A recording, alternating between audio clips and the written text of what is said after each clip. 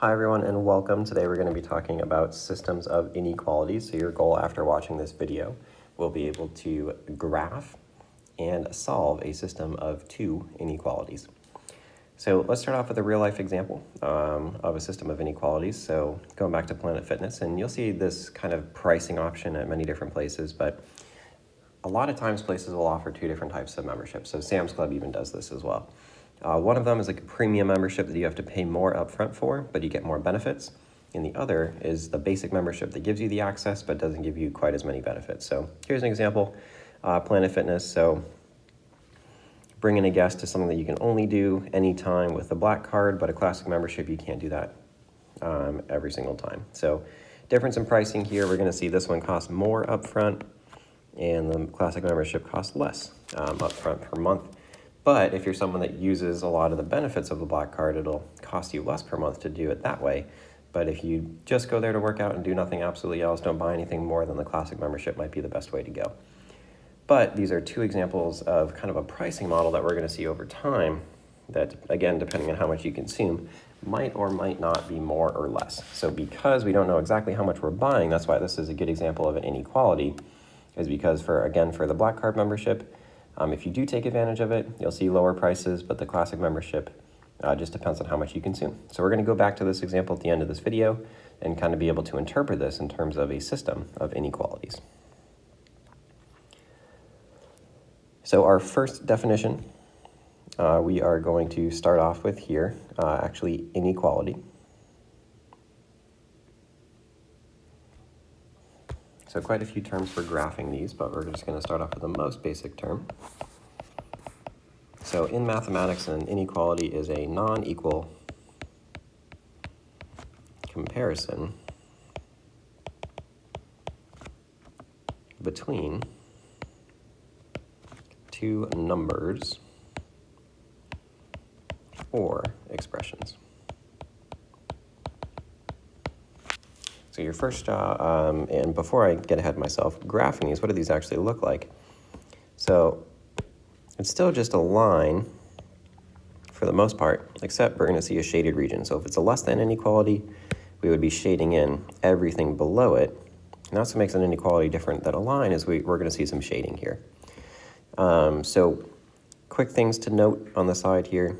If we have, for example, greater than or less than signs, our lines are going to be dashed. If we have greater than or equal to or less than or equal to signs, we're going to have solid lines. So over here, this is a solid line and it's below, so that means that this is graphed with a less than or equal to sign. So going through, we're going to see some examples, but again, key annotations and key things to remember, a little bit of Algebra 1 review. Dashed lines, if we're not equal to, greater than, we shade above, less than, we shade below. Difference between dashed and solid will be important for us. So steps, we got to identify our slope and y-intercept, so our m and b. Second, we're going to start off by graphing at our y-intercept, and we're going to use rise over run to plot the line. If it is greater than or less than, the line is dashed. For greater than or equal to, or for less than or equal to, it's solid. That means points are allowed to be on the line. It can equal it. Dash means you can't actually touch the line. It can actually equal it. Finally, for greater than or equal to, we shade above our line. And for less than or equal to, we shade below. All right. So let's take a look at some of these graphs, just individually graphing inequalities. So identifying m and b, starting off at -5, going up to and over 1. Before we do anything else, let's quickly annotate we have a greater than sign, so that means that 1, we are dashed, and 2, it's greater than, so we shade above. So dashed line coming in, it's greater than, so I'm going to draw my little arrow straight up from our dots. We're going to shade above, so let's go ahead and do that. And that's our graph. All right, let's do another example here for number 2, and I'll let you finish up the last two. We have m and we have b. So b starting off at 4, rise over run, we go down 3, and then over by 1.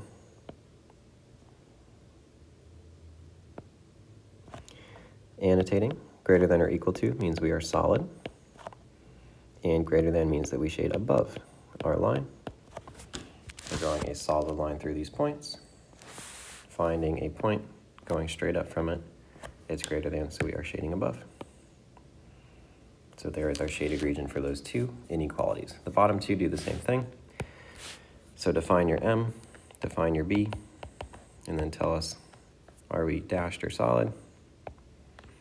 And are we shading above or below? All right. Next, another definition. So taking this from our algebra review to a touch of algebra 2 here, graphing systems. So a system of inequalities is what we're looking at here. And this is when we have two inequalities that are used to define the constraints of a solution set. So taking a look at these here, for graphing them, what will they look like? A general example might have like two lines like this, and if this is less than, and this one is also a less than, our solution set is where their two lines come together, where their shaded regions come together. And maybe one of these times I'll be able to actually draw this. I apologize for that technical delay.